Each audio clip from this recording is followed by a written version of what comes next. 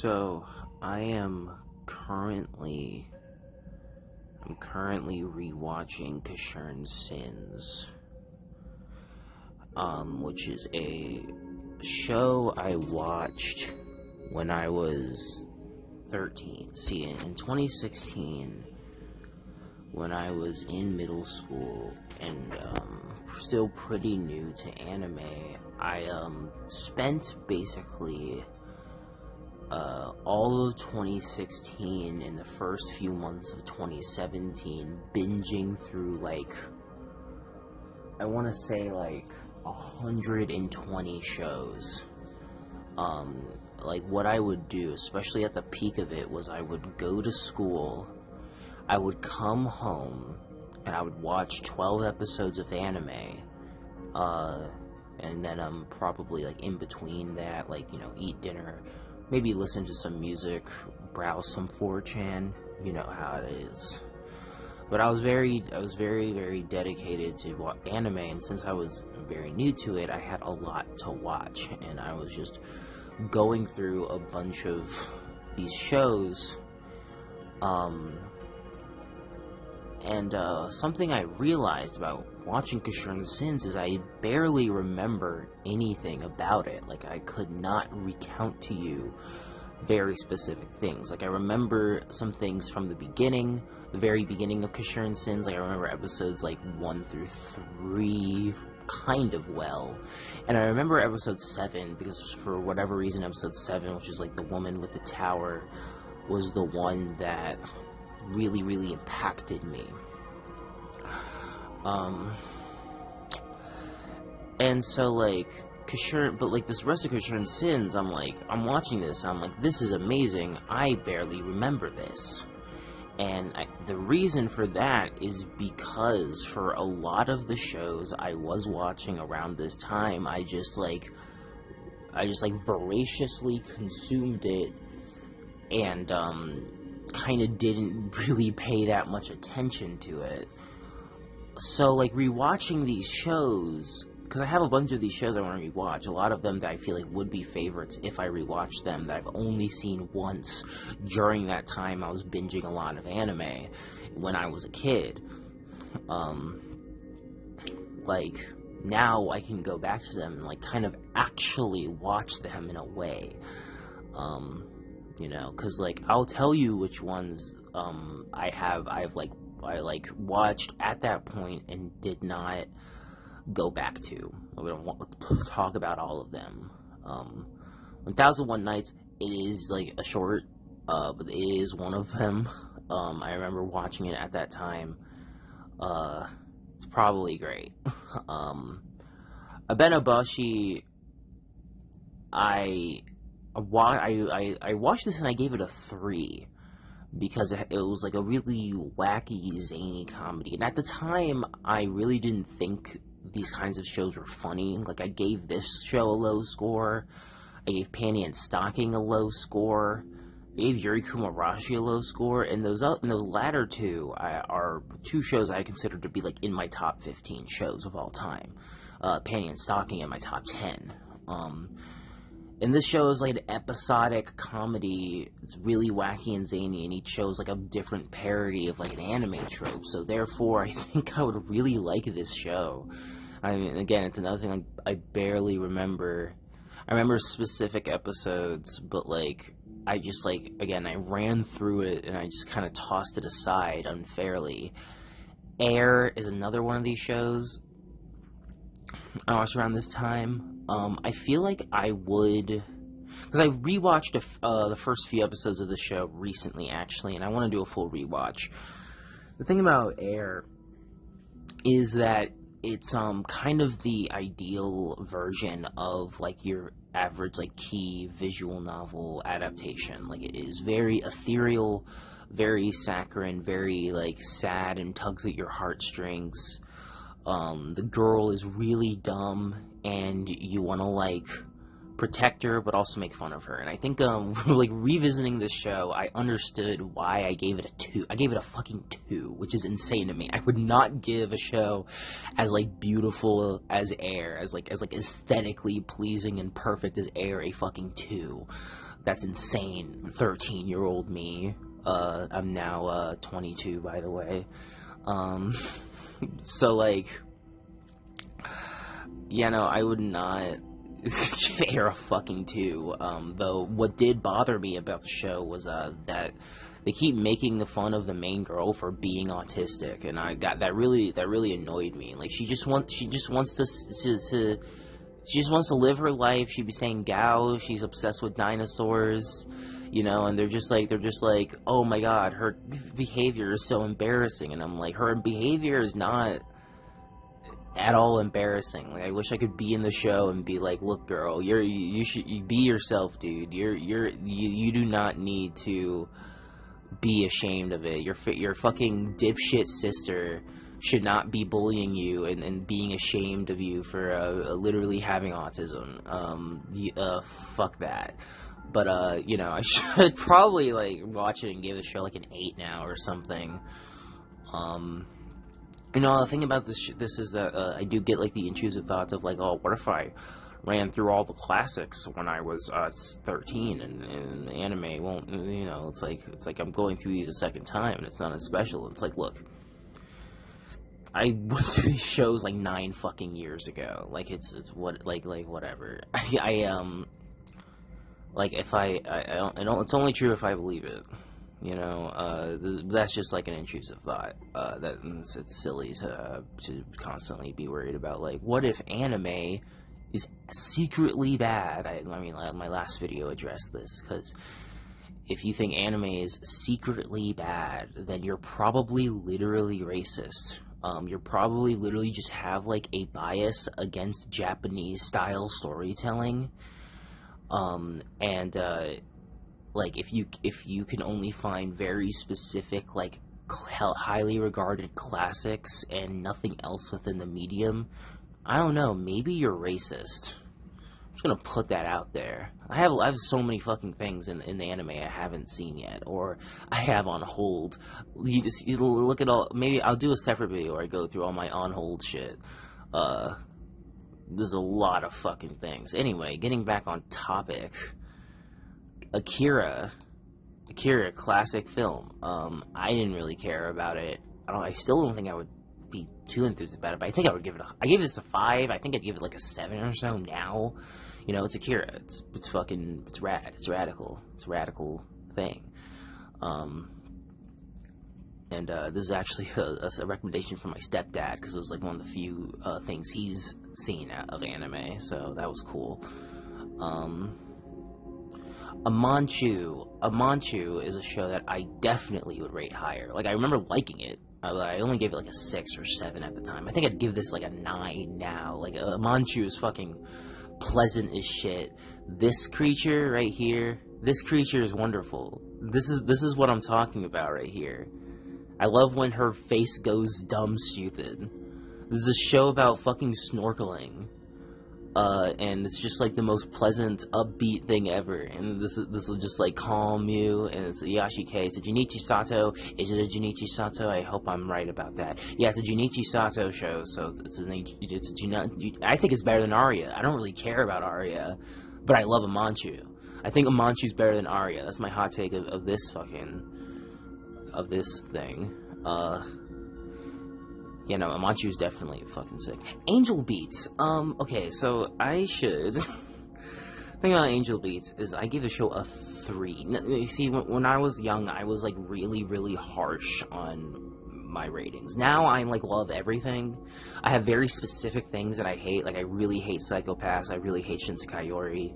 I really hate, like, Your Name. Like, I have all these, like, these few shows that I, like, have very specific aggression towards. But, like, nowadays, I feel like I just end up enjoying way more things. And in Angel Beats, I wonder if those are if it's one of those things. So on one hand, it's like, again, like, that really, like, saccharine, cry porn kind of show is something that definitely, like, really, really appeals to me. Like, I kind of see these kind of shows as cloud rap anime. Because when you're listening to cloud rap, it's like, you're listening to the most ethereal kind of rap music. And you're kind of enraptured in the atmosphere. And, like, it's like, I'm Dream God. So, like... You know, like, this is your Angel Beats, you know. I feel like it's also about angels, and I fucking am obsessed with angels now. I'm like, that's one of the things about me, is I'm obsessed with angels. And but this show also, I don't really remember any of the characters particularly standing out to me, and I feel like if I don't connect to any of these characters, then I wouldn't really care about the rest of the show. But this show is something that my girlfriend really loves. It was her first anime, and she adores it. So I should probably just watch it with her and see if I can extract the value from this show. Because I'm sure it's like, and it's, you know, it's not a show that's focused on making sense. When I was a kid, I was very, very concerned with shows making sense. I wanted them to be very consistent. I don't give a single shit about shows being consistent now. That's like not like or making sense. Like a show does not have to make sense. It is a piece of fiction. I care about the emotional connection to the show, and a show not making sense can be, I think, for this kind of show, in its favor. A show that's literally about the afterlife. You know, like in like. If it makes less sense, there's like higher psychedelic implications there. That's really exciting. Also, one of the most iconic OPs of all time. The OP of Angel Beats, you know, if you know, you know. You know, bitch. Yeah. Dream God. Another. I don't know if I want to revisit another. I don't think I care about another. I think, like, I remember this really well, actually. This is a show I actually watched, like, earlier than the period I said, because I first started watching anime in, like, late 2014, early 2015. Like, I watched Death Note in, like, started watching Death Note in, like, December of 2014 when I was, like, 11 years old. And then, in 2015, I watched, like, a little over 20 shows, and I was struggling to get into the medium in a more significant way. But, like, once I discovered, like, anime YouTube and also Kiss Anime, then I was fucking ravenously consuming that by 2016. This is a show I remember. This is one of the first shows I like binged. I remember just being sick home from school and watching this whole thing. I don't think I would care about another. You know, it's just like it's like a horror thing, but like if you've seen any J horror, this would not appeal to you. Like if this is like literally your first J horror, like it is for me, then you know it's like, oh, it's like a school and it's cursed and all the kids are dying in really excessive and gory ways, but like the deaths aren't especially gory, and it's fucked up. You know, it's not very it's not very exciting of a show. It's kind of whatever. I don't think I'll revisit another. If I did, I'd probably give it like a 3. We got a HK. Do I care about? Also, I have some shorts here that are unrated, but that I watched recently. I just need to rewatch. Just go through the shorts again. Bigata HK. I don't think I particularly care about watching the show, but I'm sure it's fine. Like I'm sure. Like I remember it being pretty funny. Like it's just this girl wants to fuck 100 guys. Like she wants to fuck 100 bitches, and like that's like, you know, I feel like actually maybe I would like to. Now that I say that, I would like to revisit this show because like this anime about this high school girl who's just brazenly a fucking like aspiring slut is like the coolest thing possible. When I was 13, when I was still a boy, I was very misogynistic, and I watched this and I was like, this girl's a slut. I don't like that. That's cringe. But that's just awesome to me now. Because I'm a feminist and a girl, and girls. There should be more shows about this topic that is like specifically from a woman's perspective. I mean, outside of like a novel premise, this is just kind of like a gag 4-coma adaptation kind of thing, and so like I don't know if I would get much out of it besides like the novelty of the concept, but I don't know. I remember Yamada being fucking awesome, and then this guy, she's trying to like fuck this guy, and this guy is just like a complete like aloof, like doesn't give a fuck. He seems to be like just desperately trying to fuck this bland guy, and that's pretty cool. I like that. Um, so maybe I'll check out Bigata HK, but it's not super high priority. Monogatari is my girlfriend's favorite anime of all time, and I'm going to watch it with her, and I'm sure it's... See, this is a show, this is like the show that it makes no goddamn sense. I just like binged through this and Nissan Monogatari and Monogatari's second season. That's all I watched of the show, and let me tell you, I did not fucking get this shit. Like, I did not, like reading the subtitles of Monogatari and then, like, also appreciating the visuals is, like, a genuine challenge. Like, it is an extremely, extremely dense show, and the subtitles are often confusing because it's trying to translate all of these puns. Monogatari is kind of the homestuck of like, otaku media, in a way. And, like, you know, I'm sure it would be terribly difficult to translate Homestuck into any other language, as is Monogatari is. But you know, I ravenously consumed it, and, you know, I liked it. I remember giving this an 8. I remember giving Nissan Monogatari a 3, because I was like, see, another way in which my tastes have changed is that I used to really not like super, like, pointlessly, like, mindless, self-indulgent kind of shows. You know the band. You know the band with the rape guy. I like mindless self-indulgence, despite Jimmy Aaron being the guy he is, because I don't really care about how good a person the artist is when I'm consuming. But whatever, that's a topic for a different video.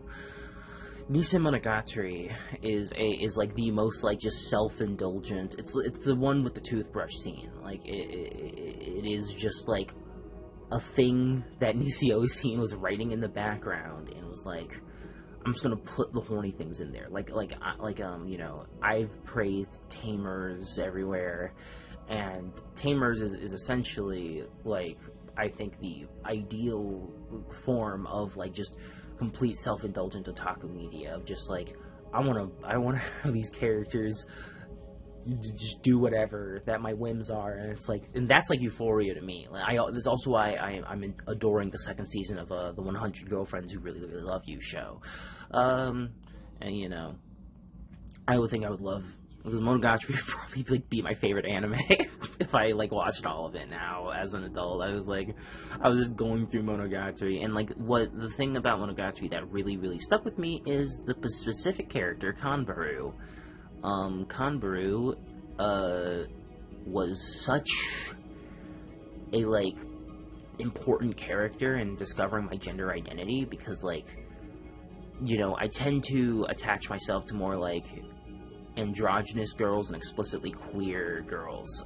Like, you know, I always say, like, Luz Noceta from the Owl House is water. I've been talking a lot.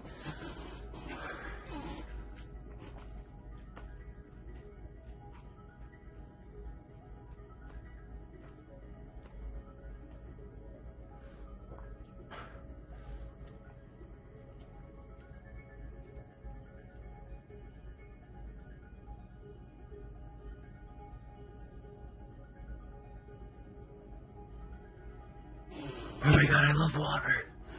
Fuck.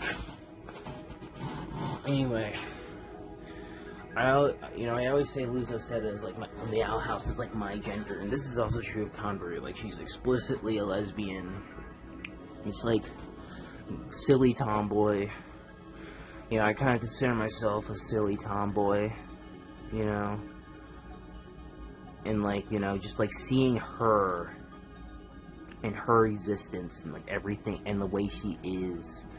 You know, where is it? Where is the quote in her fucking bio?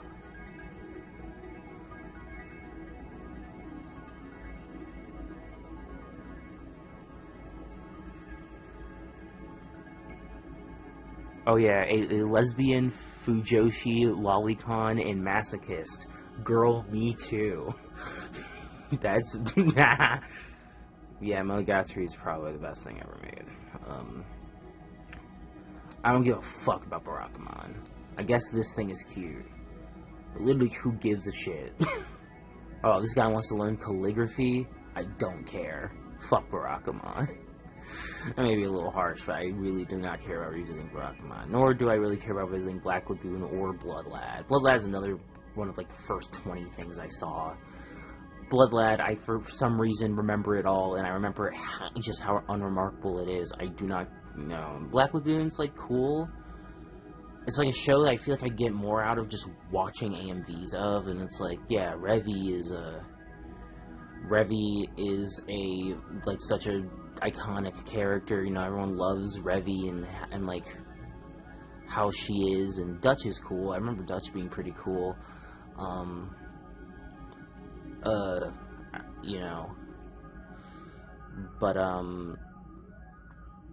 I don't know, maybe it's fine. Maybe I'll like it more than I think, actually, because it's like, it also has that one maid character. I never watched the second season, I only watched the first season. I don't know, maybe Black Lagoon would be a better time than I think it would be, actually. I don't know, maybe I should revisit Black Lagoon in a more meaningful way. Batum! Fucking Batum! Fucking Batum! Ah! Fucking Batum, dude. You know, this is definitely I would watch this shit with my friends and, like, have a great time. Like, this is like, I feel like Batum would be great to just, like, throw on and be like, dude, fucking Batum. You know, it's that kind of, like, edgy death game kind of show, which, like, that's spooky. I'm listening to this Vaporwave album right now. That's what I have on in the background. I'm listening to this. That's spooky. Yeah, Batum. It's fucking funny. It's just like Sword Art Online with bombs, but it's also a death game thing. And it's like kind of stupider than Sword Art Online. And you know, it's like, you know, because when I was first getting into anime, I just wanted like really edgy shit. Like I loved like Mirai Nikki and Dead Man Wonderland and shit. I'll probably talk about those later in this video, but like fucking dude, Batum, dog. It's Batum. It's wonderful.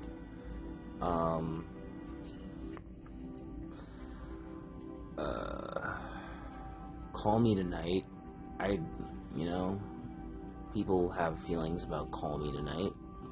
Now my internet's being fucking weird. This is gay.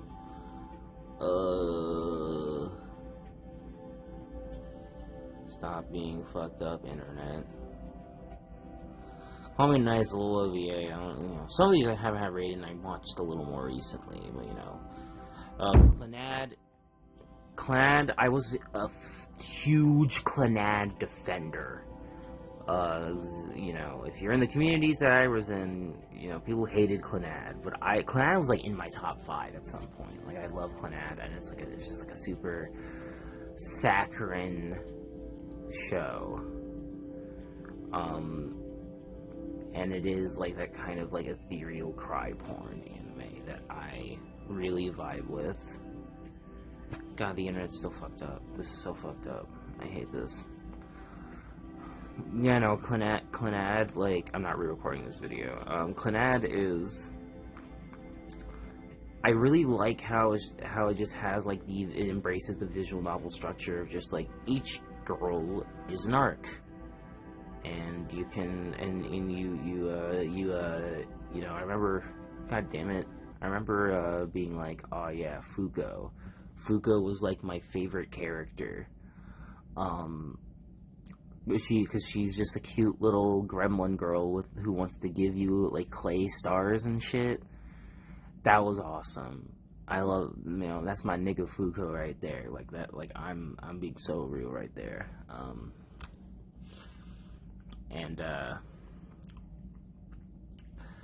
Yeah, no, I mean, like, it is, like those kinds of, like, really emotional cry porn, saccharine shows. It's not, oh, back on. You know, I just, like, fucking love it. You know, I need more of it. And, like, Clannad After Stories, like, looks immaculate. It's, like, it's fucking KyoAni at some of its best. So, like, I don't know, I should definitely revisit Clannad and, like, continue defending it. Clannad is not shallow cry porn. It's very meaningful. It's It's about real human connection and shit. It doesn't have to have like all these layered goddamn metaphors and shit. It doesn't have to be like Evangelion level dense. Sometimes it's just emotional time and it makes you feel things and you appreciate life more. That's deep, cunt. Code Geass. I will revisit Code Geass at some point. Well, then I think that's another show I watched with my girlfriend. You know, Code Geass is just it's fun. It's a insane roller coaster of a show, and like whatever your opinions on Code Geass, whether you think it's like genuinely the greatest show ever made, or you think it's like steaming hot pile of dog shit, one thing is for sure, and it's fun to watch all the way through. Though I do think that Croissange is like the better version of Code Geass. I think Croissange is that show, but it's more to my specifications because it has more Yuri and it has more insane shit going on. Croissange is good. I'm the Croissange defender. Watch Croissange and realize it's great, bitch. Danaganani. I watched this show in 2016. I didn't watch any of the other seasons. I can't understand what my husband is saying is the thing that most people know this show by. And let me tell you, I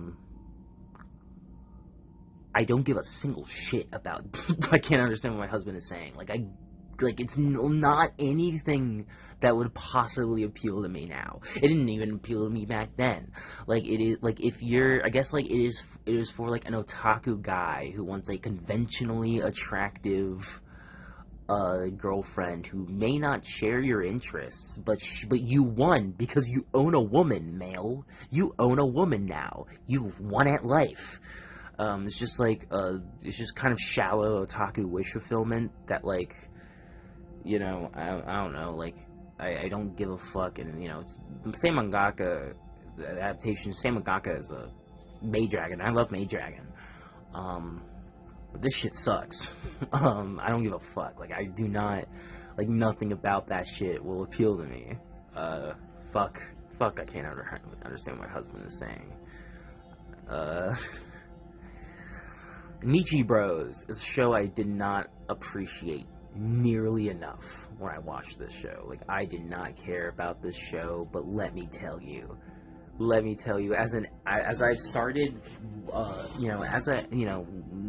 whenever I need to, like, just put something on that, like, isn't music, because, like, you know, I grew up watching copious amounts of YouTube, and therefore I kind of have it baked into my DNA that sometimes I just need like a podcast to lull me to sleep. And the only podcast I feel like I can get into these days is Cumtown, because it's just three guys being stupid, and something about like just like straight guys who keep, for some reason, being kind of gay to each other over and over and over again.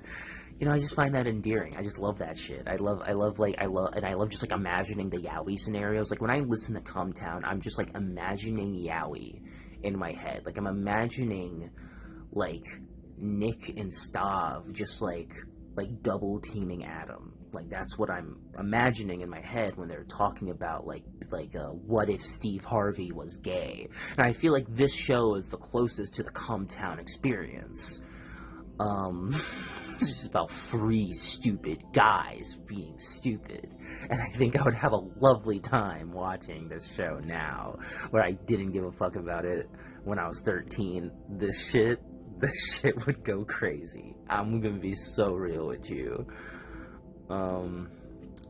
Deadman Wonderland, another show I watched earlier than this period I'm talking about. It was like my third anime or something, because it was on Netflix. You know, the mid-2010s, being into anime, getting into anime in the mid-2010s, sure was a time. You know, if I really want to consume Deadman Wonderland, if I really do, because there are things to like about Deadman Wonderland. Like, Shiro is an aesthetically great character. Like, I really enjoy the idea and aesthetic of her, and I mean, the concept is pretty novel, because it's just like, oh yeah, they're in like the most fucked privately owned prison ever, and they need to like survive. And yeah, no, I'll just read the manga because the anime is not a very good adaptation. If I really, really want to consume the Dead Man Wonderland story for some reason, Death Note was my first anime. It's probably great. It has Light and L, you know. Death Note is just exciting. It's an exciting time. I'm sure it would still be just as exciting. I was really obsessed with the show because it was my first anime. And I, like, before I got into anime, I kind of, like, didn't care about serious stories at all. I kind of just wanted episodic comedies. Like, people at school as a kid would try to get me to, like, watch Dragon Ball when I was, like, super, super hyperfixated on The Simpsons. Like, before anime, I would just get really singularly obsessed with some Western animated show. And then only think about that one show.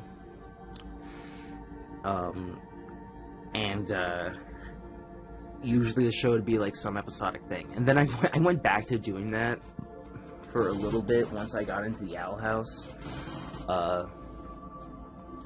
But yeah, no, Death Note was like the first like serious story I ever consumed, so I was like completely blown away. Man, I wonder how that would be.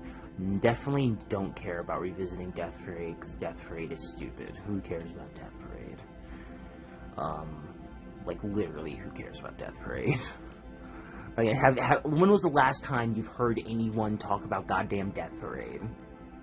Denki Guy, I don't really care about revisiting the show. It has a cute art style, but I don't really care.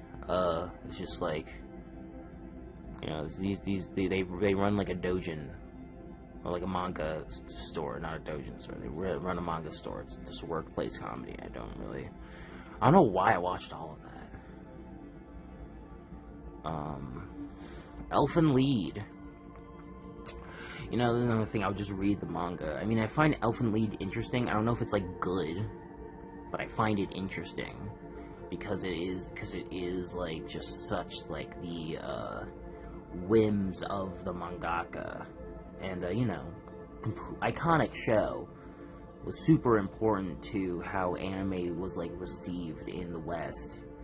And the, you know, who hasn't, even if you haven't seen the show, if you know anything about anime, you've probably seen the opening scene, or at least know about the opening scene of Elfen Lied, even though it's like a piss fetish show. This, like, piss fetish show everyone loves. And, like, what's really funny is that both Stranger Things and, what's that show? Euphoria are influenced by goddamn Elfen Lied. That's really funny to me. I would revisit Elfen Lied from pure intrigue, but it's not super high priority. Ergo Proxy is probably going to be a 10 out of 10. Like, Ergo Proxy is like... I actually rewatched the first 7 episodes of this pretty recently, so it doesn't really count. I just know, I was like, oh yeah, no, Ergo Proxy, I'm going to come back to it, but it's fucking wonderful. Ergo Proxy is an immaculate show. Like, it's just like, you just soak in the atmosphere. You know, the atmosphere alone is worth a 10, in my opinion. Not revisiting any Fate, because Fate sucks. Sorry, guys. Fate fucking sucks. Girls in Panzer doesn't really have anything for me.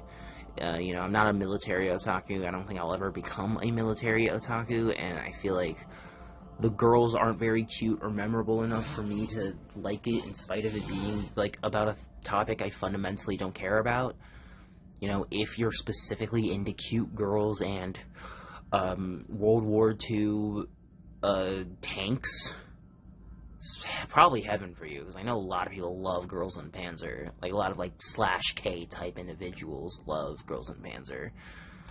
Kaiji, oh man, I should watch Kaiji with the boys. You know, I should watch Kaiji with the fucking boys, dog. Like, this is gonna fucking... The second season, I don't care about. The first season, though, this shit's gonna have you fucking, like, on the edge of your seat. This long nose, man, he can't stop gambling. Can't stop fucking the Yakuza.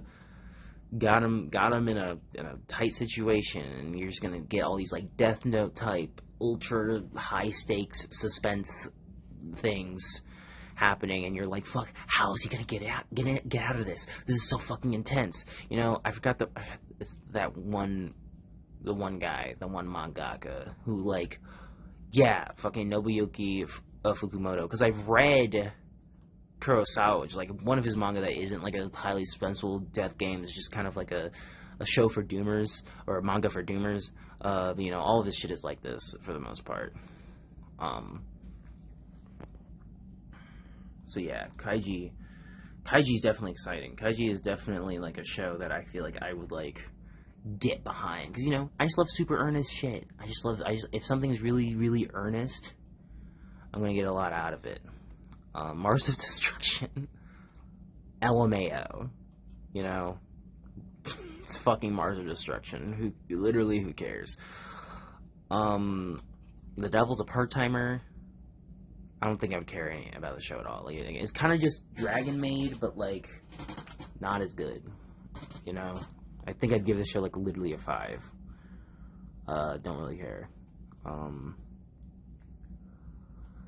Higashi no Eden, I gave the show a 1, which I don't think this show deserves a fucking 1, but it is pretty unremarkable. The fact that I gave it a 1, not out of like appallingness, but I gave it out of like nothing in the show appeals to me. Higurashi, I'm just gonna read the VN. Like, it's like might as well. Like, I find very little point in actually watching Higurashi. Look at Rika. Look at one of the most iconic anime characters of all time right here. Yeah, I'm just gonna read the visual novel. Grave of the Fireflies. I remember not really caring about Grave of the Fireflies, but I think I would now. Probably never gonna be one of my favorite Ghibli films. I mean, my favorite Ghibli film was Ponyo. You know, I love Ponyo. You know, yeah, I'd probably watch this and give it like a 6 or 7 now. You know, it's sad. It's about World War II. It's fucking devastating. That's another girlfriend watch probably, because I know she loves that. At least she loves this movie. Hunter x Hunter, a show that I watched all of in like 2 weeks. If you know, you know. Yeah, I don't know if I fucking care about Hunter x Hunter. I much rather rewatch Yu Yu Hakusho, because like I actually rewatched Yu Yu Hakusho, like some, or not all of it, but I rewatched the first few episodes recently, and Yu Yu Hakusho is a blast.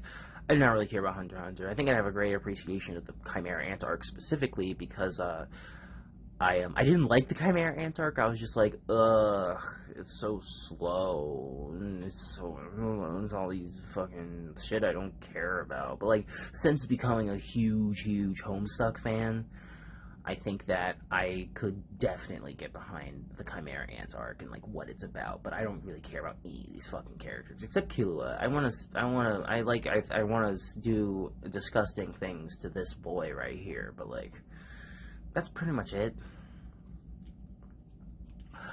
This show, Now and Then Here and There, this is probably great. Like, the fucking gothic atmosphere, the fucking hopeless nature of this show. This show's probably a fun time. Hold on a second.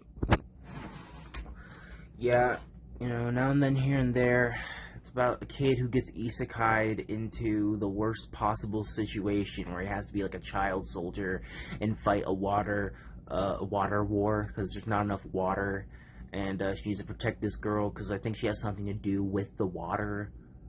I remember loving this show, and I think I would love it just as much now. Real suffering kind of show. If you want some suffering, you want some real grade A suffering. JoJo. I loved JoJo. I'll just read the manga. I'll just read the manga type thing. But, you know, I love JoJo. I'm a Stardust Crusaders defender, because everyone's like, oh, Stardust Crusaders is overrated, it's the worst part of the show. It's just like episodic bullshit and just goofy nonsense, and it's just like, that's why it's good, because it is episodic, and it's just like them going around doing goofy shit for 50 episodes, and then you get to a really cool fight at the end. Like, I'm a Part 3 defender, baby. Part 3 is great. Fuck everyone. But I only consumed the first 4 parts of JoJo. Fucking Jotaro was a character that meant a lot to me because I really related to him. Because I was autistic as fuck. It still am, because that shit doesn't go away. Yeah, he's a character who meant a lot to me. And he was the first character I was like, oh, autism-coded character. I see that. Because I was just learning what that was at the time. Kaiba's probably the greatest show ever made. It's definitely the best Masaaki Yuasa show because it looks like that. Another show that I actually watched the first episode of again recently, and I'm like, yeah, this is probably like breathtakingly amazing. Yeah, no, I find it really hard for me to not connect super heavily with Kaiba this time around. Kaleido Star, interesting show. You know, it's a Junichi Sato, once again, one of the goats of anime directors. It's a shoujo thing about being an acrobat, and I remember feeling really cool and inspired by it. I'm sure it's great. I'm sure I would love watching it. There's probably another thing I could do with the boys. You don't know what that means. I do. Katanagatari. I remember watching Katanagatari, all of it in a day. Like these super long episodes. So it's like a 2-core show secretly. Even though it's a secret, it's kind of technically a 1-core show. It's just each episode's double length. The aesthetic is so insane. Like the way the show looks is so fucking insane that I think like just visuals alone I'd give it like at least a 9 out of 10. It's just like visual calm the entire time. Like Katanagatari has to be great, you know. Like I feel like I would love revisiting this show. And you know, it's just about this guy and this cute girl. This girl Togame, she's adorable. And they go through and a bunch of cool shit happens. Yeah, I would love to revisit Katanagatari. Nazca, I gotta watch all the Ghibli movies. When we get to a Ghibli movie, let's just say I didn't really get Ghibli as a kid. I've never been like a Disney kid. You know, I kind of like it is like a Ghibli movie is something that only started appealing to me once I was like 18 years old. And I think most Ghibli movies would appeal to me now. But I gotta go back and watch all the Ghibli movies. So let's just leave every Ghibli movie at its fucking Ghibli, and it's probably immaculate. If I watched it now. Kaijo is a show that only has its premise and nothing else. It's like, oh yeah, they play the ass sport, they play the butt sport. It's about butts. That's like funny and sexy and hot. And the fact they take it seriously and it's completely diegetic and it's not even like a sexual thing within the show. That's cool. I have just told you everything that is interesting about this show. Nothing else about the show is at all interesting. Once you like know what it's about and you've like seen the clips of the ass sport, you've consumed all you really need from this show. This show's kind of worthless otherwise. Borzork manga situation, you know, I'm sure revisiting the 1997 show would be a great fun time. Just another manga situation though. Borzork.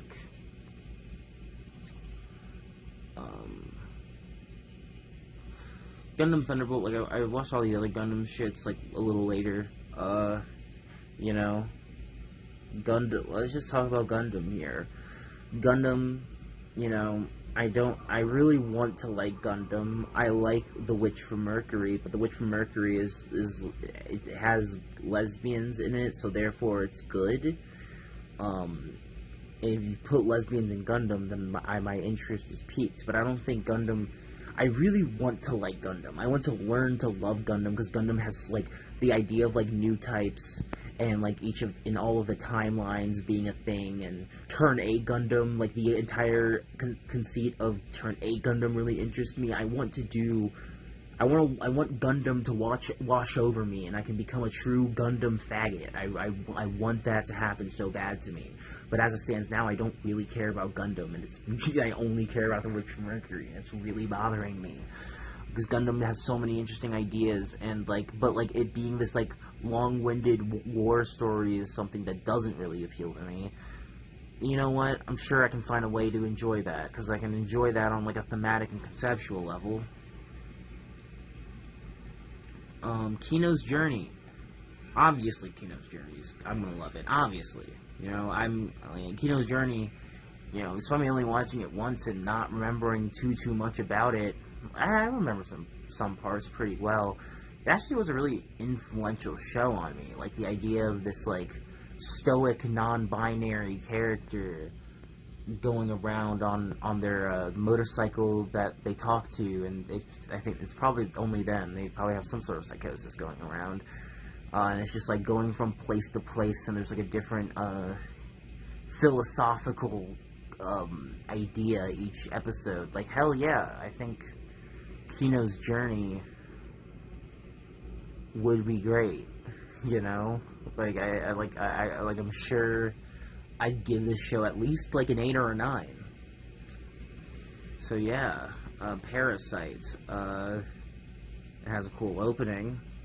I don't know if I would necessarily care about Parasite. It is just like the story of Devilman, but a little worse. I don't know. Maybe it's a fun romp. Maybe it's a fun time. That is like not like I do like on one hand I'm like I don't know if I care about Parasite now, but it's like I don't know, man. Like it's probably fun. It's probably a good time. I don't know. Like these kind of edgy shows, I'm like quick to dismiss them, even though I like a lot of them. Like a lot of the most recent ones I've seen, like Happy Sugar Life or Talentless Nana, I love. Like I love the edgy shit where every character is just like super over the top in their acting, and it's just super bloody and like I just love that shit. So maybe Parasite's sick, and also it has one of the best openings of all time. Because it's a fucking Fear and Loathing Las Vegas song. Fear and Loathing Las Vegas is awesome. Kiznaiver. Who cares? Literally, who can possibly like this is a show that's actually like it has the opening. The opening is one of the best openings ever. Like every time I listen to the opening of Kiznaiver, I'm like instantly like ascending to heaven and coming in all directions, everywhere from all my pores. I'm sweating cum, and it's spraying everywhere. I'm drowning in my cum sweat when I'm fucking listening to the Kiznaiver OP. But the show sucks and is boring and has nothing for me.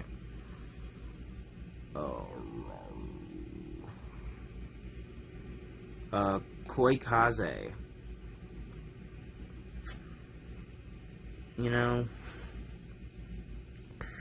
This show is definitely great. I recently introduced the show to a friend of mine, and he absolutely loved it. It's just such a classy, well executed incest show. The way it treats the incest is so good. Because, like, spoilers, at the end of the show, the brother and sister who are fucking and in a relationship are just like, fuck it. We have alienated everyone in our lives. Everyone thinks we're disgusting. We basically only have each other now. But fuck it. I remember the show ending with them just going in a fountain, like splashing around in a fountain. That's beautiful. That is like the peak, that's peak problematic romance right there. It's like because it's not just incest. It's also like a age gap. It's like he's like 28, this guy, and he meets his 15-year-old sister. and they have a romantic relationship, and the show just ends with them being like, "Fuck it." That's great. Like that in the show's atmosphere is so good. It's like so classy. You know, it's so calming. It's almost like Iyashikei in its like atmosphere. I think Koikaze is probably a masterpiece. Actually, Koikaze is like a show. Like I gave it a 7, and I enjoyed it enough as a kid, but I think I would enjoy it way more. See, that's the thing. I just enjoy things way more now.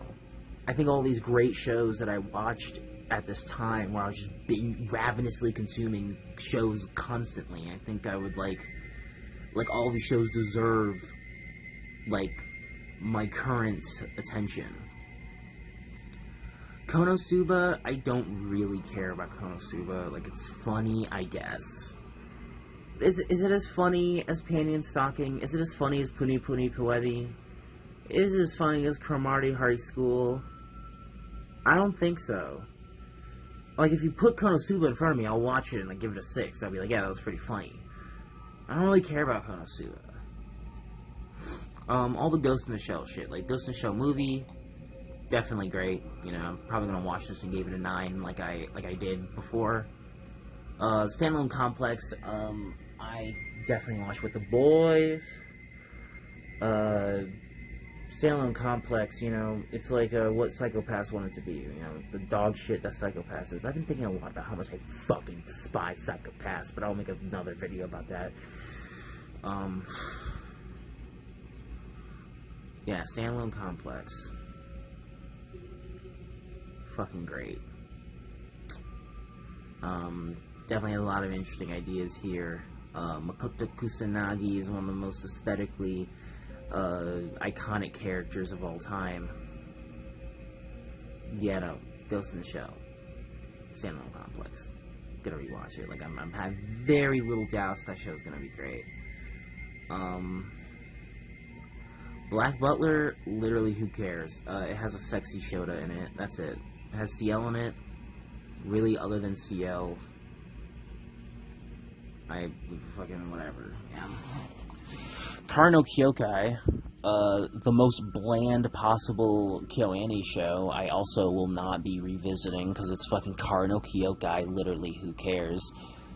No, not Karno Kyokai, that's, no, fucking Beyond the Boundary, it's Kyokai no Katana. Karno Kyokai is the fucking 7 movies. I'm stupid. No, this show's bland as shit. Karno Kyokai's probably great. I have no experience with Karno Kyokai, but this show's bland as shit. Who cares? Kyoso Giga is probably the greatest thing ever made. I binged this show, and everyone knows that Kyoso Giga is, like, barely comprehensible, and you have to, like, watch the shit over and over again, because it's so dense and goes by so fast, and it looks like that, and it's about the things it is, and so Kyoso Giga is like a 10 out of 10. Like, I should just already assume that it's a 10 out of 10 show, because fucking Kyoso Giga, man. Holy shit.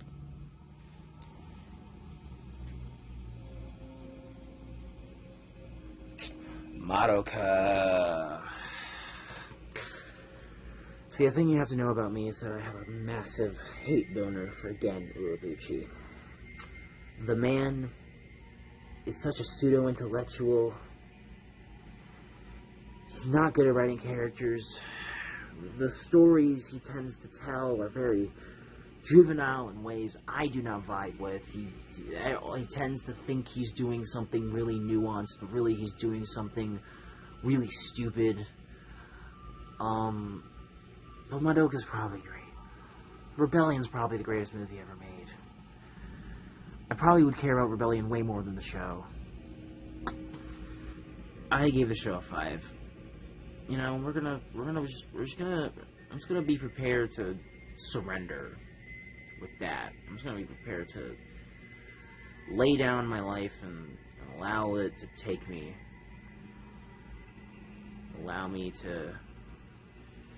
to fucking kill me. Madoka's probably the one actually good Urobuchi thing. Sayano Uta, the visual novel he wrote, is like a 5 out of 10 in my opinion.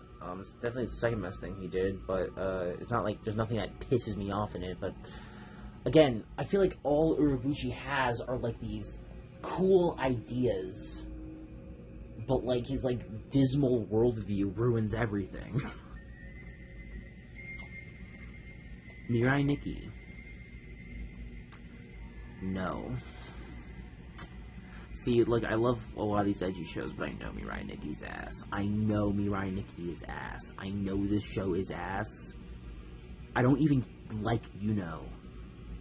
Every time I look up Yuno on Google Images, I want to find the Hidamari sketch character, but I find this cunt. So I hate her. I hate her. Mob Psycho is definitely a read the manga situation. I don't know. Like, I did not really vibe that. Well, okay. The thing with Mob Psycho is that the first half of, because I only watched the first season, the first half of it was great.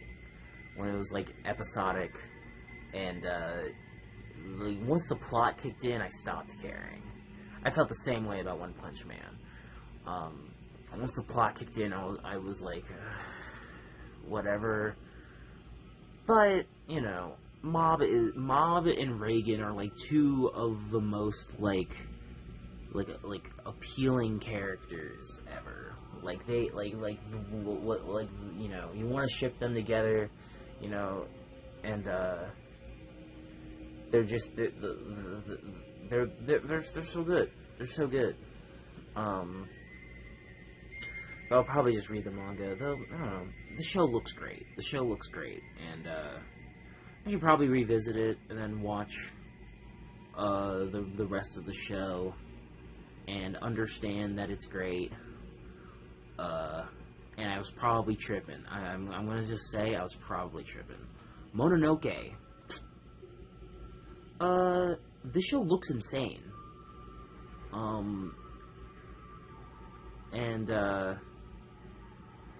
It looks insane, and it's like an episodic Mushishi type thing. I think I would enjoy it pretty well. I think I'd enjoy it more than I think I would now. And I barely remember it. I just remember it looking insane, and that's it. Like all I remember is that it looks insane. But yeah, no, it's probably great. My phone is dying. I'm gonna continue this video without visuals. Sorry. Anyway, back. I'm currently rewatching Monster, actually. And, man, the show's still like a 10 out of 10. You're just like going through all these insane scenarios. And it's just like this, like, very enthralling adventure story that, like, you can definitely, like, because I'm showing it to my stepdad. It's like, show it to, like, a Western old normie, because it's like a long, serious show about a guy who needs to do the hard thing. But it's also just like a wonderful adventure story where you just, like, pulled through this labyrinth of him trying to catch Johan, and all the shit that happens is just wild. And it just really keeps you on the edge of your seat, you know? It's going hard all the time.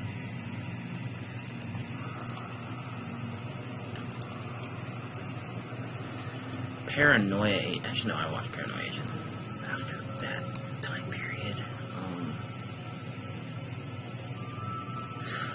Ain't no way I'm revisiting Seven Deadly Sins. This shit is ass. This shit sucks fucking balls. One of the worst A1 Pictures show, and that's saying something. This show's fucking bullshit. Definitely not revisiting Seven Deadly Sins. It's not happening. Mysterious Girlfriend X is the first show I binged the entirety of in a day. I know I said I binged another, but I watched the first 2 episodes the night before, and then, while I was sick home from school, I watched the other 10 episodes. But Mysterious Girlfriend X is, I came from school and I binged the entire show because a kid I knew at school said that I would like this show, and I watched it and I did, but I think I would also just read the manga. I mean, fucking Mikoto Urabe is, like, one of those, again, I keep saying it, the aesthetically perfect characters in like, like, the concept of the show of just, like, here, eat my spit from my finger. It's like, that's an advanced perversion. I'm into advanced avant-garde anime perversion, and this is what that is right here. Like toothbrush scene from Monogatari, like gushing over magical girls, like getting really conceptual and playful with these highly perverted concepts is something that I'm very interested in. Cat Soup. It's probably just a wonderful short. It's probably just like fucking sick as hell. Definitely want to also check out the manga. Look at this guy.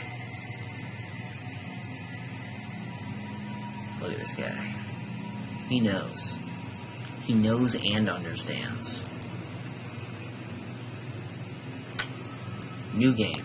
Another, like, workplace comedy I really have no interest in. Who cares? Nichijou. I remember not really caring that much about Nichijou. I wonder if that would change. Like, I don't know why the kind of humor Nichijou is. Maybe it's another example of, like, I had shit taste in what was funny at the time. I was like, whenever the show was like so super wacky and zany, I would always be like, this is bullshit. I was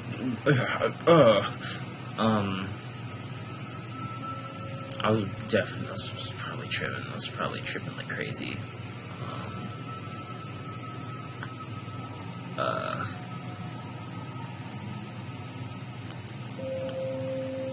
Nichijou's probably great. It also has two of the best openings of all time. No Game No Life, on the other hand, you know, I said it before, I'll say it again. I don't like the colors. Don't want to watch a show with bad colors. So sorry. I just don't like the colors. What even is Noragami? What even is this? Who would watch this? Why did I watch this? Who the fuck would care about Noragami? Who is this? Yato? Who are you? Who are you? Lame ass motherfucker. I'm not watching you. Not doing that. 1 Ounce is a Death Note with baseball. I definitely will not watch the show again, but that is cool, that it's just Death Note with baseball. It's just, like, getting really, really into, like, the psychology of playing baseball. And you just have this guy who's the best baseball who's ever lived. He looks like this, so you know he's smarter than you and could kill you. And because smart people want to kill you, and they're to be feared. Yeah, no, he was born to be a baseball, and by God, he is baseball in this show. One Punch Man, who cares? You know, there's some cool, charming things about this show, but literally, who cares? Literally, who cares? Another literally who cares, Spice and Wolf. Spice and Wolf is very similar to I Can't Understand My Husband Is Saying in this situation, because why would I care about Spice and Wolf? Like, going around being a merchant and having this sexy fox girl who doesn't really have that much of a personality or anything going for her. She's just a conventionally attractive fox girl who's, like, a little sly or something, but doesn't have much else to her. Why did I watch both seasons of fucking Spice and Wolf? This has nothing that would appeal to me. Like, Spice and Wolf is like, so far and away from what I want. It's for someone else who is not me. Ouran's probably the greatest show ever. It's by one of the goats of anime. Directed by one of the goats of anime, Takeya Igarashi. You know, did Soul Eater, did this show, did fucking a lot of the later half of Ojumajo Doremi is one of the reasons why Ojumajo Doremi is as great as it is, the greatest anime of all time. Or on High School Host Club.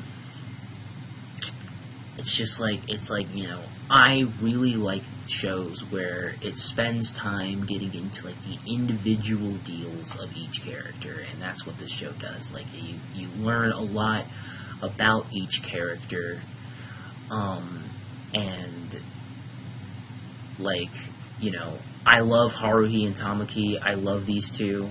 Haruhi, Fujioka, the best Haruhi in anime. That's something I always like to hit people with. I love Haruhi Suzumiya. She's, I'll talk about Haruhi Suzumiya in this long as shit video now. It's gonna be like 2 hours long. But,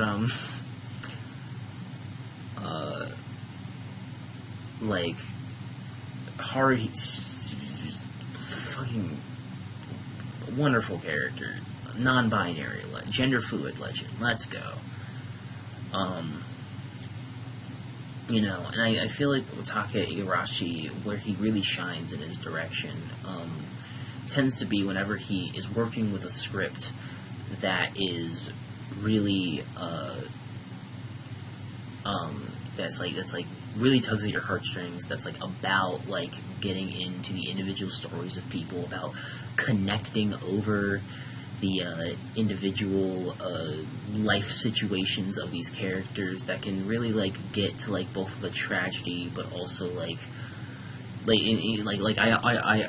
am very infatuated with this idea of the Igarashi sunset. I feel like in his shows he tends to emphasize these very emotionally heavy sunset scenes where where it's shining, and it's the emotions are ramping up, and you feel like, oh yeah, people are awesome. I love individuals. It's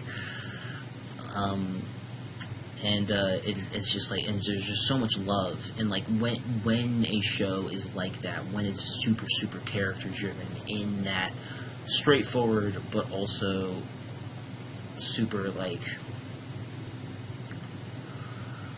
it feels like an early Simpsons episode almost, where it's where each episode will be it will be funny, and then you learn about a really dramatic thing, but it ends in a super satisfying way, or it doesn't, and sometimes, and that's also why it's great. And that's why Captain Earth, is that what the show's called? I feel like this is one of the reasons why Captain Earth isn't very good.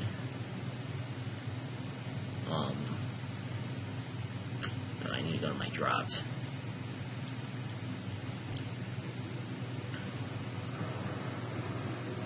Yeah, Captain Earth, it's interesting in some ways, but the show isn't great because the character writing isn't great. Takeya Igarashi was meant to handle deep characters, and the characters that are not only really deep, you can get a lot out of, but are also really fun to be around. And this show is such a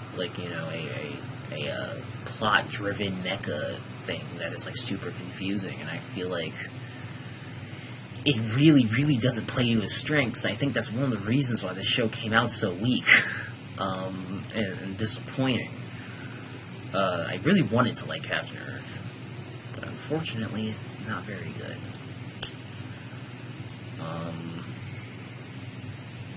But Ouran High School Host Club 100% does. I can see the show being a 10 out of 10. I can see the show being among my favorites. Paprika. I'm not super into Satoshi Kon. I like Satoshi Kon. I like all the things he's done.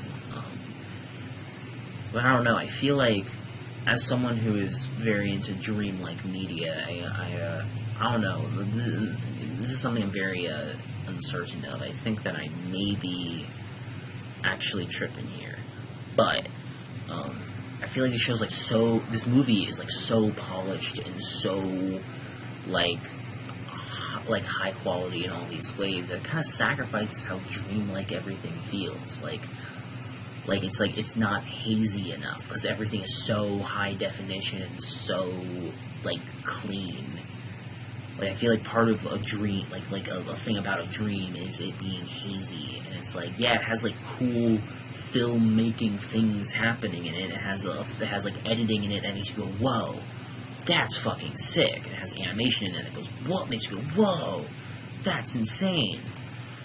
But I don't know, it's just, I don't know, I feel like it being such an immaculate work kind of takes it away from me, but I don't know, I'm probably completely tripping right now. I'm probably completely not being fair to the show. Paradise Kiss. You know, I forget Gokinju Monogatari is a prequel to this show.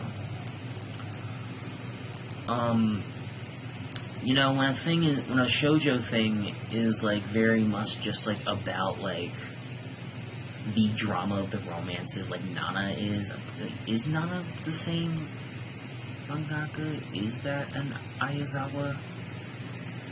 Yeah, it is. Yeah, no, yeah, that makes sense. Like, look, Aizawa is a creator who I deeply, deeply respect. Like, the fact that she is a fashion designer and uses her knowledge of fashion to make her manga, and like that, and like all her characters look super stylish, and like Gokinju Monogatari, the adaptation, is definitely like the show that is most faithful to her art style. This show looks great. I've only seen one episode of the show. I'm gonna watch this, and I'd watch all 50 of episodes of the show based off aesthetic alone. Like, no other show looks like Gokinju Monogatari. But I don't know. I don't care about like the romantic, like soap opera-y, like, things happening in her stories. Like, I really don't care. Like, it's like, oh, this person's dating this person, and they're cheating, this person's cheating on this person, and I'm just like, fucking straight people, God. Yeah, I just become heterophobic when I watch or read her manga, or watch her shows. Perfect Blue. See, now, Perfect Blue is probably the best Satoshi Kon thing. Episode 4 of Magic is a direct reference to Perfect Blue. I've only watched this movie once when I was 13. It was the first anime film I ever watched, fun fact. Yeah, no, I mean, I don't think I did not nearly appreciate it enough now, or then and now. I think I really would. Like, this, like, everything about Perfect Blue is wonderful. It's either this or Millennium Actress being Satoshi Kon's best work. I still haven't seen Tokyo Godfathers 2. That's also, you know, I think I'm way more Satoshi Kon positive than I was when I was younger. Keep in mind, I watched a lot of these things when I was literally like a stupid baby. Ping Pong. Now, the thing about this show is that I don't really care. Like, it looks great, it's Masaaki Yuasa, but, like, thematically, it's about talent, and I literally don't think talent is real. Also, Tatsunoko Pro, that's interesting. I think I learned that at some point. But, like, Ping Pong is, like, it's about talent. I don't really think talent is real. It's like, oh yeah, it's like some people are just so talented. Who gives a shit? Literally, who cares? Who cares about any of these characters? Who cares about goddamn Ping Pong? I mean, it looks cool and has all these cool. I think I would like watch it and give it a 7 because it looks like that and it's directed like that. But who cares? It's like some fucking dumb shit, some dumb Birthright shit. Planetarian. Another just gonna fucking read the visual novel. It's like I did not like this show, but I think I would like the story now. I mean, look at her. It's definitely like the kind of cry porn thing that I like. Like, Clannad was kind of an exception for me. I kind of didn't like any of the other cry porn things, but you see this? This is probably great, but again, just read the VN. VNs are great. Don't let people try to convince you that VNs are bad or not worth your time. Pupa, Pupa is the most read the manga thing ever. Like, yeah, this is cool. You know, it's about cannibalism, incest, and that's immediately great. But you know, it's just read the manga. You know, just gotta read this. This is basically worthless. It's basically just an advertisement. Sakura So is really interesting to me because it's genuinely about a high supports need autistic person. The deal with her is that she is autistic to a point where she needs a caretaker, and she's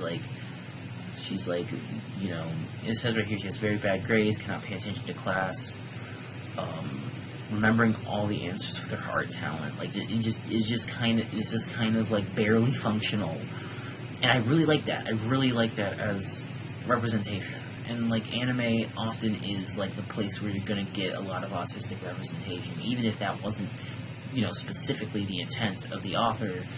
Just because anime, otaku media, is designed to appeal to autistic people because it's super categorical, and you know all the reasons why. That could be a different topic. Yeah, Sakura So I would be interested in revisiting. I don't know if I would care about it too much outside of the novelty of this character and how good I think the representation is. But I don't know. Maybe worth revisiting. Samurai Champloo is definitely worth revisiting. Samurai Champloo is wonderful. Just go ahead and just give this 9 out of 10 already. It's just fucking. It's you know, Shinichiro Watanabe's hip hop show with Nujabes on the soundtrack, and it's directed the way it is. It's fucking Samurai Champloo. It's the coolest shit ever. If you don't think it's the coolest shit ever, you're probably racist or something. Sayonara Zetsubo Sensei is a show that I didn't care that much about as a kid, but I definitely would now. Sayonara Zetsubo Sensei is 100% in the realm of what I want. It looks the way it does, and has all these cute characters. It's just because I love Painting Pony Dash. You know, Painting Pony Dash is a wonderful show, and Sayonara Zetsubo Sensei is kind of the same kind of show. It's kind of the same concept, but instead is literally also done by Shaft. But instead of it being it's about a 11-year-old girl as a high school teacher, about a suicidal guy being a high school teacher, and therefore it kind of just does a lot of the same things. Very wacky, zany humor that's just constantly doing shit. I don't know if I would like to see what would I like more, Painting Pony Dash or Sayonara Zetsubo Sensei. This is probably a show I literally watched when I was in a bad mood, and therefore was dismissive of it, but and it's also, also comedy anime. I'm it's so weird. Puni Puni Poemi is a show that I would absolutely fucking hate if I was 13 years old. But Puni Puni Poemi is literally in my top 10 anime ever. This show is the funniest thing I've ever seen. The dub is excellent. I hate voice actors. I hate them for no reason.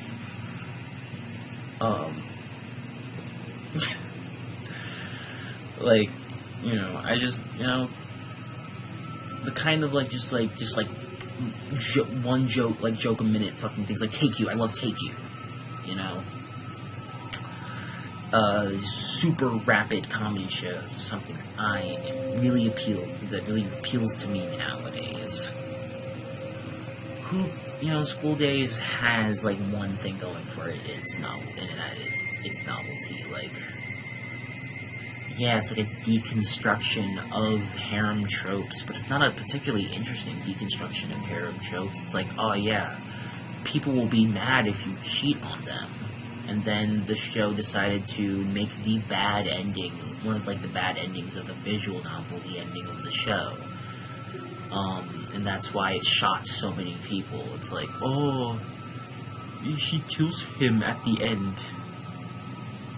Worst show ever. I think it's really silly to think this is the worst show ever, but I also am not one of these people who's going to be like, actually, School Days is a brilliant show. It's one of the best anime ever. Like, it's really just like a 5 out of 10. Yeah, people get mad if you cheat on them, if you're like a fuckboy, you know, it's kind of the entirety of the show. It's like a very whatever thing. Millennium Actress, I watched Millennium Actress like 2018, whatever.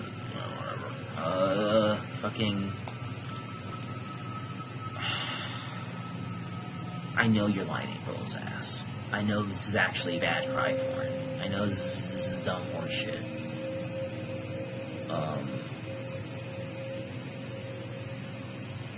Yeah, no, I refuse to think this is good. It's just, look, Manic Pixie Dream Girl gets you back into your passion. I don't know. I don't care. Shiki. Shiki might be an interesting one to revisit. Vampire War in the sticks. You know, that's pretty cool. I don't know if I would love it. I don't know if I would like absolutely love Shiki, but it has enough interesting ideas. I remember watching this entire show on Halloween of 2016 because I wanted something spooky. Shimoneta. Shimoneta is a show that fucking I really wish was good. Like the show that is like about like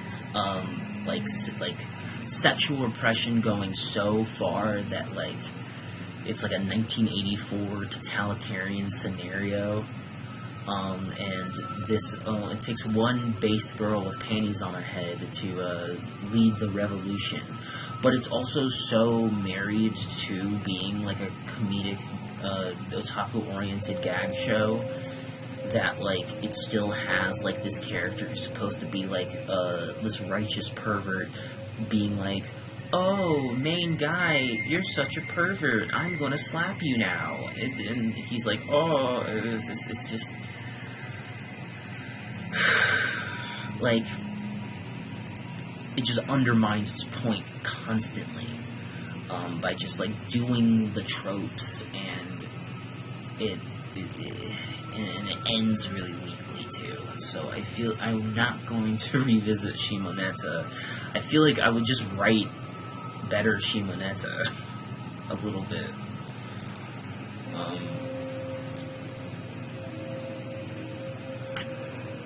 Attack on Titan. I'm gonna skip over that one. Shirobako. See, I don't really care about Shirobako.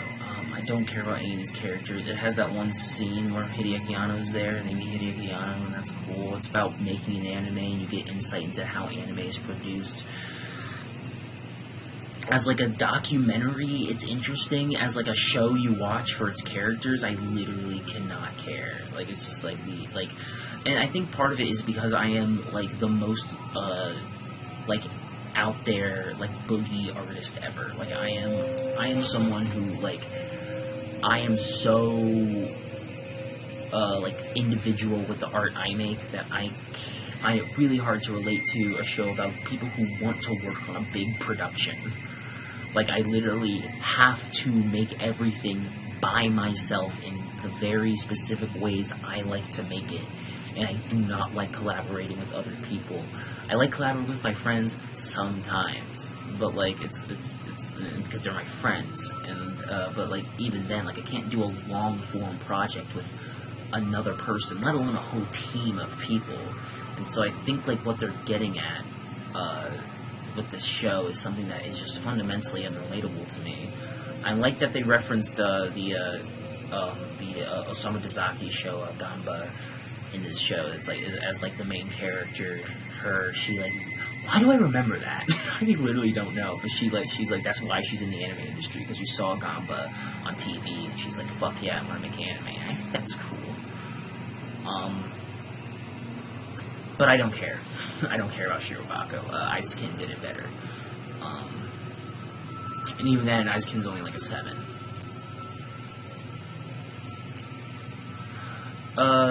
Fucking Heaven's Lost Property is a thing that I, it was like one of my first 5 shows. I'm gonna do what my girlfriend told me to do, and rewatch this show, then pick up where the show leaves off in the manga, and then read the rest of the manga. Because Heaven's Lost Property is fucking great. I just remember loving all of these characters a lot, and feeling really strongly about all of them.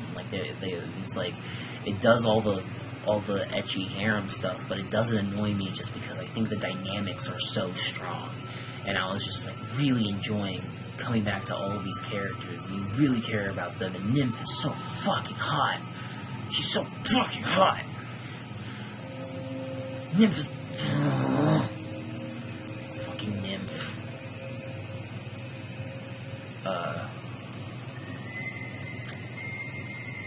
Yeah, man. Fucking... Heaven's Lost Property, I know, is great. I know this shit is goated. I know my child self was not tripping on loving Heaven's Lost Property. Steins Gate is probably another read the visual novel situation, but at the same time, I would like to rewatch the show. I just want to kind of consume it in both incarnations.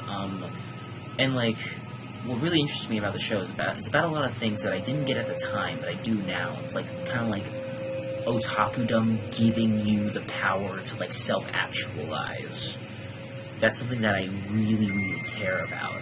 Like fiction not just being an escapist thing you're ashamed about. I really, really, really disagree with that. Fiction is extremely, incredibly powerful, and the power in solidarity of being an otaku. This is I feel like this is the ultimate continuation of Otaku no Video or something. Other than Magical Destroyers. This is probably better than Magical Destroyers, honestly. It's probably a 10 out of 10. And it's just about a bunch of things I didn't really get at the time, but now it's I'm all about what Steins Gate is about. And the fact also, it has one of my favorite structures where I love things that start off super mundane, and then the plot kicks in, and then things really change. The status quo is flipped on its head. And I know a lot of people are yeah, you have to slog through the first half of the show to get to the exciting second half, and it's I never agree with it. I love Steven Universe and Homestuck and Evangelion for these reasons, because it's here's an episodic slice of life status quo. Here's my comic is trying to be the most extreme version of that, where literally just following these girls in high school, doing their thing and making connections, and you learn about them, and then reality literally just shatters. Reality, their whole world is fucked. That's what I'm very interested in. And Steins Gate is probably going to be my favorite show ever or something, because it has all of these categorical things that I'm super attracted to.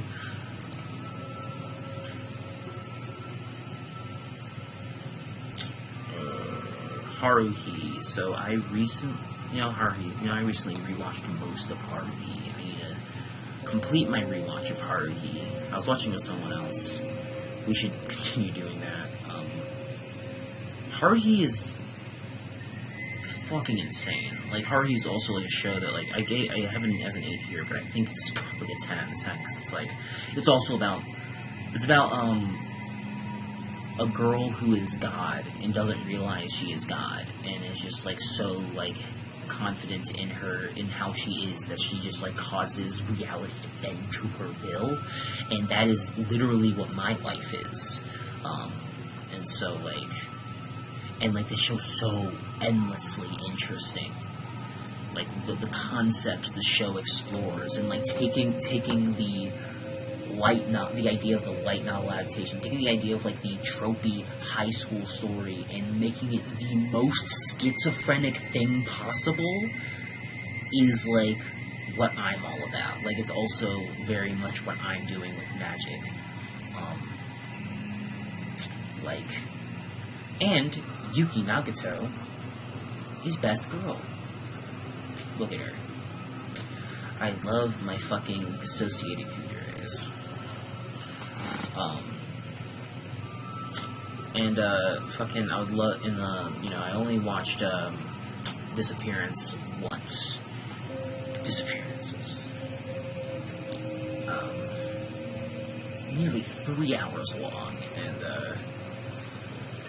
fuck yeah, this movie is probably the best movie ever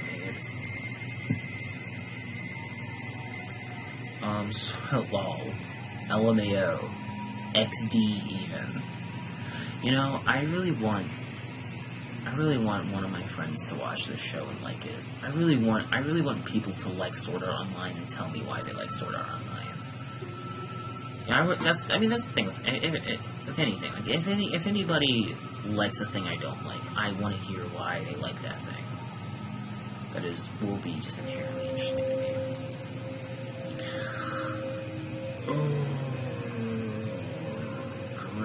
Tecton Concrete.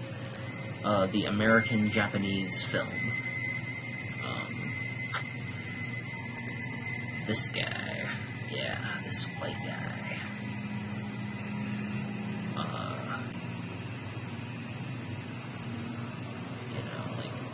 Has he done anything else? Because he did a thing for Annie Curry. Apparently directed this. This looks fucking sick. I've never heard of this. Studio 4C is usually great. Like, Studio 4C is, like, actually one of the best studios of all time. Tecton Concrete's probably great. I'll probably revisit and be like, yeah, it's a really solid movie. It's colorful. It's full of personality. I tend to really like things when the West and Japan fuse together to kind of combine their influences. Like Steven Universe, the great show. Gurren Lagann. I have not seen Gurren Lagann fully since I was 14 years old, and it's Gurren Lagann, man. Like, I'm not gonna sit here and tell you it's not a 10 out of 10. It's fucking Gurren Lagann. It's about everything. It's about all the things that really matter. I'm gonna sit here and tell you Gurren Lagann is essential. That's what I'm gonna do. Technolize. I remember watching Technolize and being completely fucking consumed by its entire atmosphere. Like, this is definitely one of the best shows ever made, and I only gave it an 8 at the time. I think I'd give it a 10 out of 10 now. Like, Technolize is like, it is like the Death Consciousness by Have a Nice Life of anime, where you're just suffering the entire time, but the atmosphere is so enthralling. Definitely one of the most exquisite examples of the post-Evangelion show. Scene. I really want to rewatch the first season of Tokyo Ghoul. I know the second season's ass, but like, something tells me I'm gonna, cause like, I loved Tokyo Ghoul when I first watched it. It was like my second favorite anime when I first watched it, and it's just the idea of it just being this like build up to the main character, just like all this shit happening to the main character, then he like gets tortured, and then his hair turns white, and he just loses his shit and just kills the guy. Like that, like that is like an inherently intriguing concept, and I don't know, I feel like Tokyo Ghoul is low-key fucking good as hell. Literally, who cares about My Little Monster? Literally, who cares about this? Literally, who cares? I recently rewatched Gunbuster. I need to still rewatch Die Buster. I think I would like that. I think, because, like, it used to be the other way around, where, like, I like Gunbuster more than Die Buster. I was actually surprised to be like, there's some things in Gunbuster that, like, I didn't care for that much. Like, I do think, like, the first half is weaker than the second half. But still, Gunbuster is great. It's the greatest Aim for the Ace fan fiction of all time. But I think I would like fucking Diebuster more, and I did not like Diebuster at the time, and I have literally no idea why, because everything I remember from the show was so fucking sick. So, like, I feel like I would like Diebuster more than Gunbuster now. That's just me. Toradora is, you know, I remember basically everything about the show, and I can just, like, kind of give it a 9 right now. And I would love to rewatch the show. It's just like, it just has, like, you know, you start off with these characters and they're all archetypes, but then you realize they're actual people, which is also how Homestuck is written. Taiga is the best. She's absolutely the greatest. The Christmas arc is like, I eat that shit up. See, like, when I was younger and I still identified as male, this is kind of like the ultimate wish fulfillment show for me, because, like, I was, like, a super tall guy with, like, a really scary glare like Ryuji. Literally, I was taller than everyone else, and, like, the way my face was at the time, because I just had, like, because I was super tall and scrawny and, like, had these super deep dark circles. And for some reason, people just was terrified of how I looked. Like, multiple people, like thought I was, like, this tough, scary guy, and really I was just, like, a normal, and I was, like, I was a soft ass human being, and you know, Taiga, I was, like, one of my waifus, and so, like, I was like, yeah, this is just wish fulfillment for me. Like, I am literally Ryuji. It was how I felt at the time.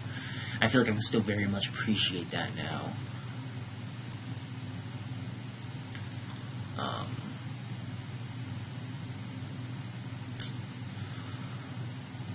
Yeah, Space Patrol Luluco. Shit, you know, it's just fucking awesome. Space Patrol Luluco. Literally, Susie's in it. It's a trigger victory lap. Like, just everything that I remember from Space Patrol Luluco, I should, like, go ahead and give this a 10 out of 10 already. Like, I feel like I'm just, like, bursting from passion. It's just about, like, bitch, the feelings of this girl, the trivial feelings of this girl mean the fucking world. And it's just, like, Trigger being the most self-indulgent. I want self-indulgent art. I want you to make stuff for nobody. I want you to make stuff for absolutely zero people except yourself. That's what I want from you, artist.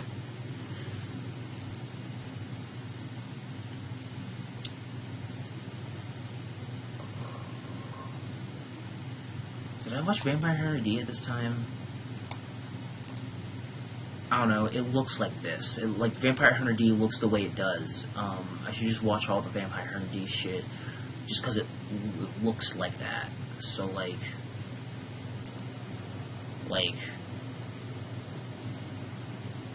what the fuck? It looks like that's all I need to say. It looks like that. So it's at least like a 7 or 8 out of 10.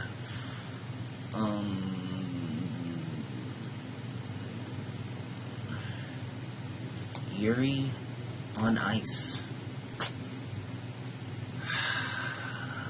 I don't really care about Yuri on Ice. You know,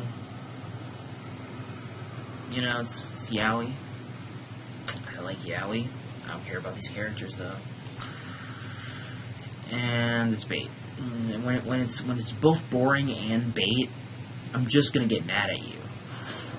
Like, Yuri, you know, that is, you know, I need to, like, make a full, like, written post about the first season of Yuri, because I think it's like kind of like an incomprehensible masterpiece of self-indulgent decadence. I need to make like a video about like a series of videos about like the idea of like otaku decadence and otaku hedonism. Yu Yu Hakusho I touched on. Yu Yu Hakusho,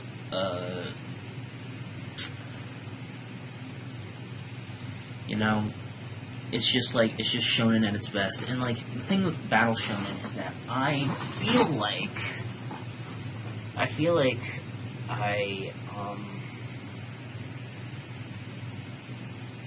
I used to like be way less invested in what battle shonens are, like our colloquial Western usage of the word battle shonen. Like Yu Yu Hakusho is just like the ideal of that. I'm currently watching through Dragon Ball, and Dragon Ball was wonderful. I fucking like specifically Dragon Ball Z Kai, and you know, fixes the fucking pacing of the original Z show. But like, you know, Yu Yu Hakusho is just like I've rewatched some episodes of it recently, and I'm like, this is such a fun time. And like I really like feel the power of shonen anime when watching Yu Yu Hakusho.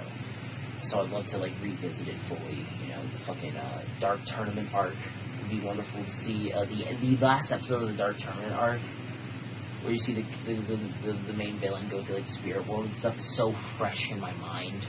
And like the aesthetic is so good. Like the show looks so good. I'm sweating cum again and drowning in the cum.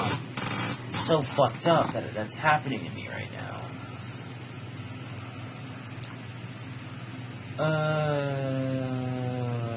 Okay. And we're done. I've been talking for like nearly 2 hours. I did not expect this video to be so long.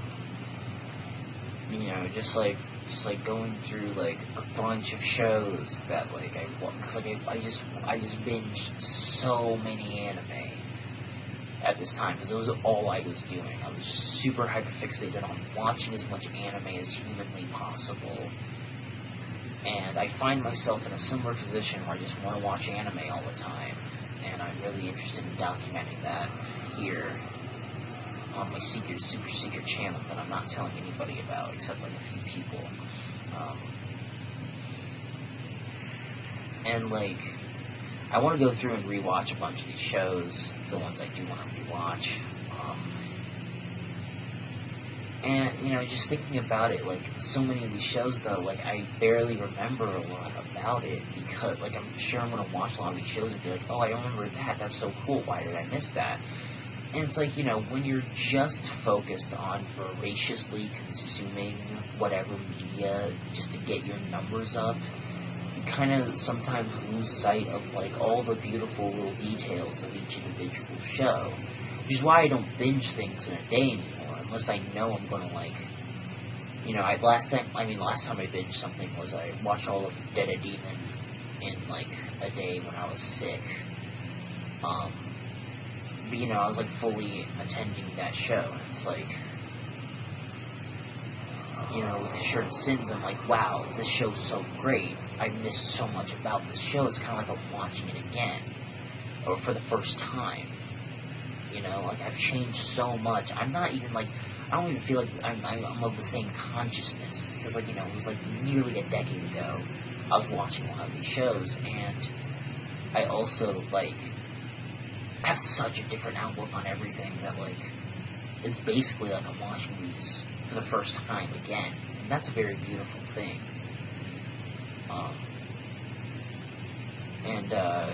You know, I have so much anime to explore. This wonderful medium. And, I'm really excited what the future holds for this. Now, if you excuse me, I'm gonna go draw for like 10 hours.